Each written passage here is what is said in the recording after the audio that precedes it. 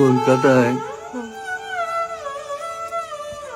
Doctor বিপ্লব ব্যানার্জি আমাকে এক দম্পতির সঙ্গে আলাপ করিয়ে দিয়েছিলেন। সেখানে ওই ভদ্রমহিলা আরতিরই মতো স্বামীকে চিনতে পারে না। আর এই ভদ্রলোক স্ত্রীকে মনে পড়াবার জন্যে বহু ছবি তাকে দেখিয়ে যেতেন।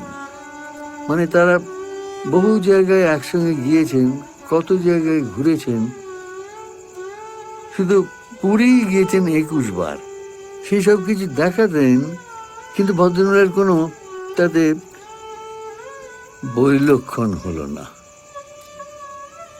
আর আমার কথা ভাব, আমার তো আরতিকে দেখাবার মতো কোনো স্মৃতিই নেই।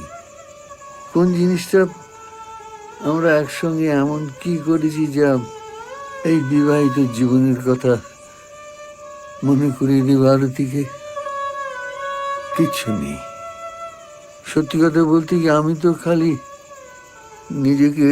নিজেকে নিয়েই থেকেছি, বই নিয়েই থেকেছি। আর আরতি ঘর সংসার সামলেছে, তোদেরকে মানুষ করেছে। তারপর যতদিনে এসে মনে হলো যে এইবার থেকে আরতির জন্য সবকিছু করব। এখন থেকে দুজনের জীবনটা সত্যি সত্যি দুজনেরই জীবন হবে। তখনই ভগবান সবকিছু নিয়ে নেন।